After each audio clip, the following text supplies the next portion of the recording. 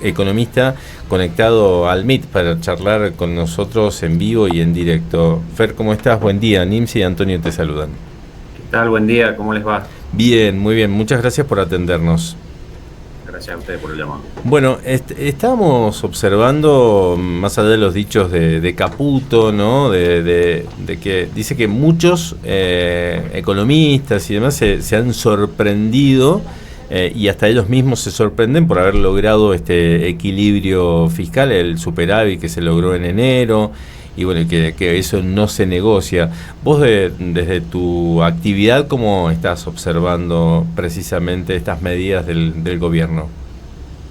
Mira, creo que, como bien dice Caputo, sí hubo sorpresa en el mercado donde se esperaba que hubiera equilibrio fiscal primario, pero sí se seguía esperando que el déficit financiero siguiera existiendo. Y hago acá abro un paréntesis, como siempre no me gusta ponerme muy técnico, pero intento explicarlo. Hay una diferencia entre lo que se considera el superávit fiscal primario y el financiero. ¿Cuál es la diferencia básicamente? El primario es la diferencia entre lo que me ingresa y lo que gasto, y el financiero lo que se hace básicamente se le suman los pagos de intereses de la deuda y de obligaciones relacionadas con la deuda, ¿no? Con lo cual, enero es un mes de pago de deuda y por eso se esperaba que si todavía tuviéramos déficit financiero, con lo cual el haber logrado que se lograra cubrir también las obligaciones de la deuda ha sido una sorpresa. Quizá no una sorpresa desde lo dialéctico, porque el gobierno venía diciendo que la parte fiscal no se negociaba y que al margen de que le otorgaran la aprobación o no de la ley ómnibus que se trató en el Congreso, si no se la daban iban a tener que recortar mucho más fuerte en otras áreas. Ahora, sí tenemos que ser sinceros y tenemos que tomar esto como algo bueno, porque Argentina tiene que ir en ese camino. Argentina no puede seguir viviendo con déficit. Tenemos que ir a una situación de superávit financiero que nos permita empezar a corregir las distorsiones tremendas de la economía que hemos acumulado durante muchísimos años. Pero cuando miramos el cómo se logró ese superávit, y te empiezan a entrar algunas dudas sobre la sustentabilidad en el tiempo de este superávit, ¿no? Porque la realidad es que lo lograste con la auténtica motosierra. Sí. Bueno, la realidad es que el recorte fuertísimo que hiciste en obra pública, la licuación que hiciste de salarios del sector público, la licuación que hiciste de las jubilaciones y todo eso, en algún momento vas a tener que empezar a dar algunas subas, a reactivar algunas partidas de gasto y ahí vamos a tener que ver cómo lidiamos esa situación con otra cosa más, que es que la recaudación sigue siendo muy alta, producto de la tremenda inflación que tenemos, ¿sí? Lo cual te ayuda a que la recaudación sea más elevada por IVA, etcétera. Y aparte tenés otro ítem de recaudación que es el impuesto país, que el Fondo Monetario ya te dijo, este impuesto en algún momento tiene que irse, y de hecho le han puesto fecha de vencimiento que es mitad de este año, ¿no? Entonces, eso te indicaría que tenés recaudación un poco inflada y con ítems que se tienen que ir, y por otro lado tenés el gasto muy desinflado y que en algún momento va a tener que haber un incremento. Entonces, es un buen paso, pero estamos lejos todavía de ganar la guerra contra la situación de déficit fiscal que enfrenta el Estado, ¿no? Sí, además una recomposición económica, el ministro hablaba anoche recién en el último trimestre del año, y para eso falta una eternidad si seguimos viviendo la actualidad que estamos viviendo, ¿no? De los precios tan elevados y que la plata no alcanza para llegar a fin de mes. Así es que la conflictividad social para ese momento, si recién ahí podemos tener recuperación y recomposición salarial, va a ser una espera demasiado larga y que no sé si todos la van a aguantar. Bueno, vos cuando hablás en el mercado, y esto probablemente ustedes ya lo han escuchado varias veces, igual que quienes nos están escuchando, es el mayor riesgo que se percibe por el lado del gobierno actual es el riesgo de ejecución. ¿Qué significa el riesgo de ejecución? El riesgo de poder llevar adelante todo este plan económico de motosierra, y que implica, como bien vos decís, un plan que en una primera etapa es tremendamente recesivo, y cómo lo vas a poder llevar adelante en la ejecución sin apoyo político, lo cual ya lo vimos cuando se cayó las sesiones en el Congreso y no lograron sacar la ley ómnibus. Y también hay un riesgo de ejecución social, como vos bien marcás, que es hasta dónde aguanta la tolerancia al dolor de la gente de lo que implica este ajuste. Y como yo siempre digo, estos planes se dividen en 3 etapas. Una primera etapa que es la piña o el ajuste, que es todavía la que estamos transitando. Recién estamos en esa etapa porque recordemos que recién llevamos 2 meses de gobierno, o sea, la misma nada, lo cual esto recién empieza. Después viene otra segunda etapa que es la estabilización, que esa lo que va a buscar el gobierno es unirla con la temporada de liquidación de la soja, que es cuando el gobierno va a tener la posibilidad de que le entren dólares en serio al Banco Central, porque esta es una etapa muy pobre en ingreso de dólares para la Argentina, estacionalmente, históricamente. Ahí se espera que la cosecha de la soja sea muy buena. El precio está un poquito flojo, vienen bajando los precios, con lo cual sería importante para Argentina que por lo menos dejen de caer. Y sería que empiecen a subir un poco, y tenemos que ver si los productores efectivamente empiezan a liquidar, que ahí hay un tema de incentivo económico, ¿no? Claro.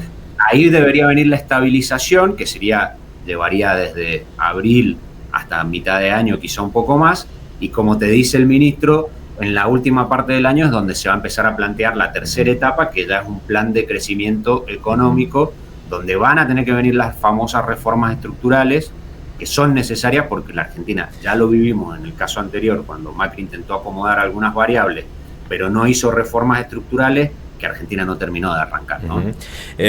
Sí, el tema de los cerealeros, no sé si van a liquidar o se lo van a guardar en los hilobolsas, esperando expectativas de un dólar un poco más alto, tal vez.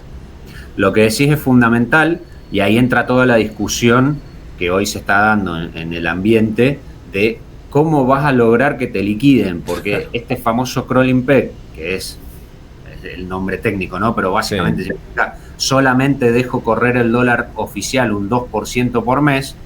La realidad es que todos lo vemos y decimos, che, dólar subiendo 2% por mes, inflación corriendo en 2 dígitos, algo no cierra, ¿no? Claro. El productor esto también lo ve y dice, che, ¿qué incentivo tengo yo a salir a liquidar la soja a este tipo de cambio? Claro. Si sé que en algún momento no lo van a poder aguantar y va a tener que correr. Claro. Entonces, también ahí va a haber un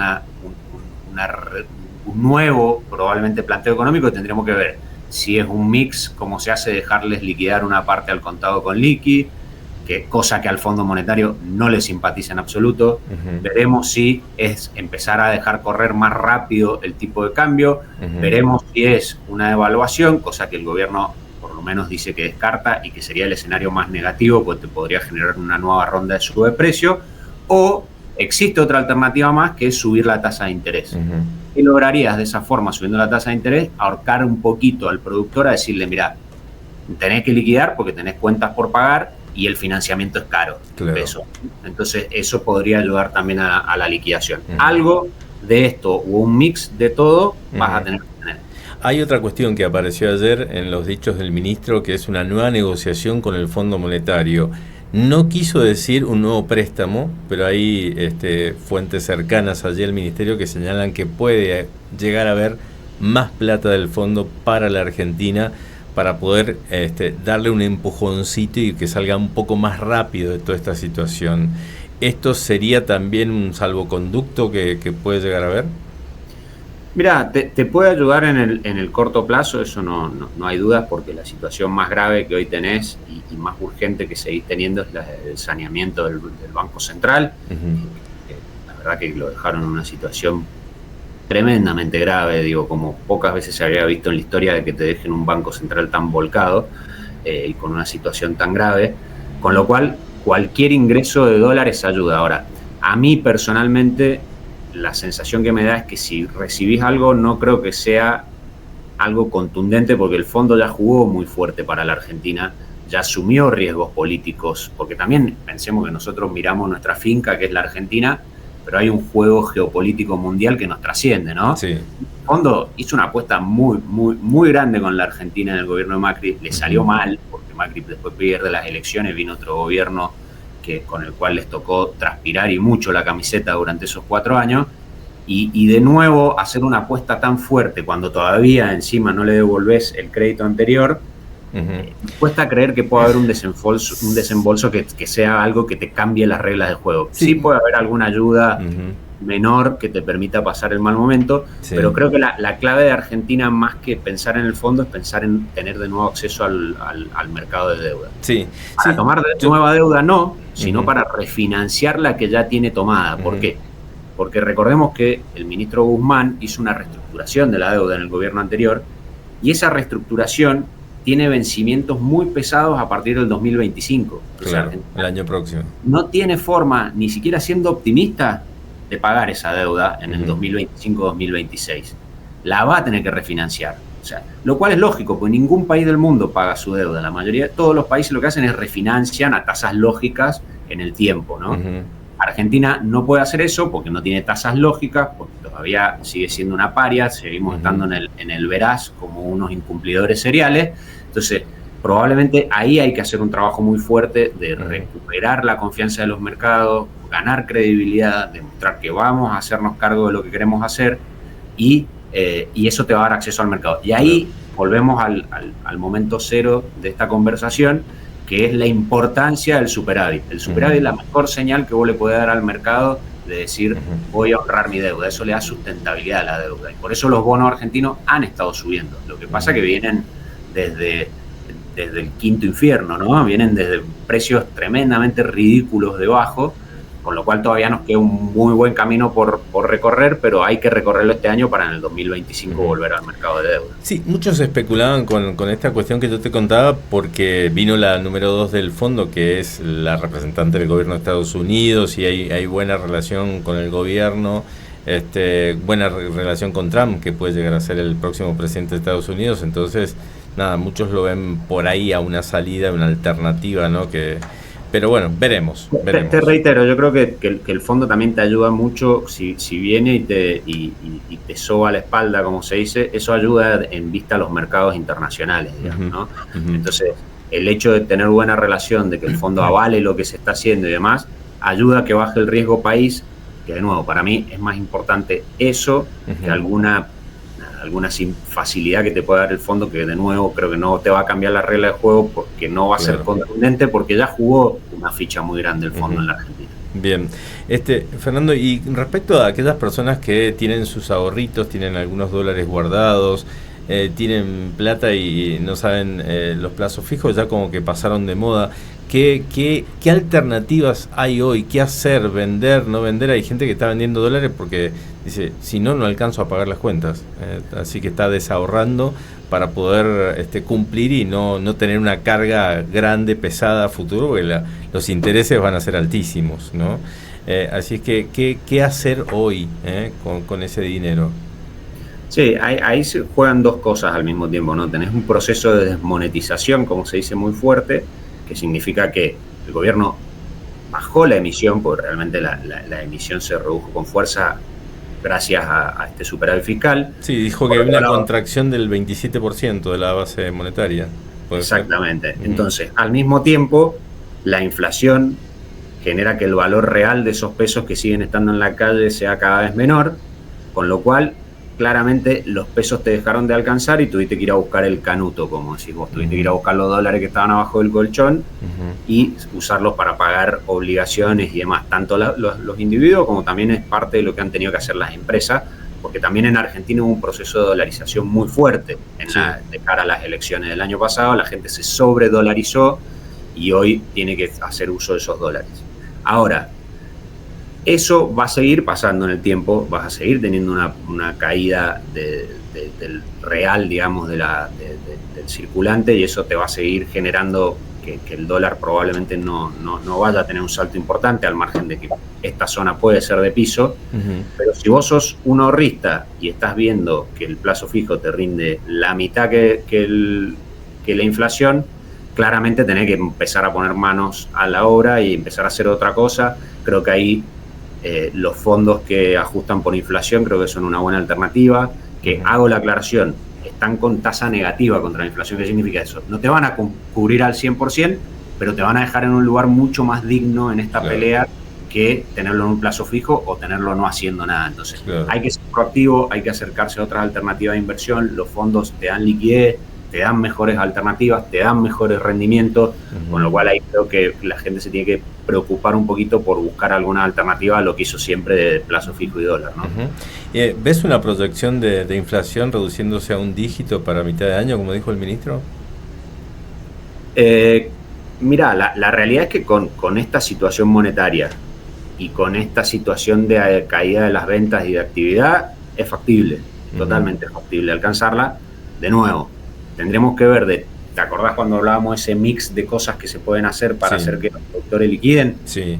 Depende de cuál de esos caminos sigamos, si se va a poder alcanzar ese objetivo de un dígito, ¿no?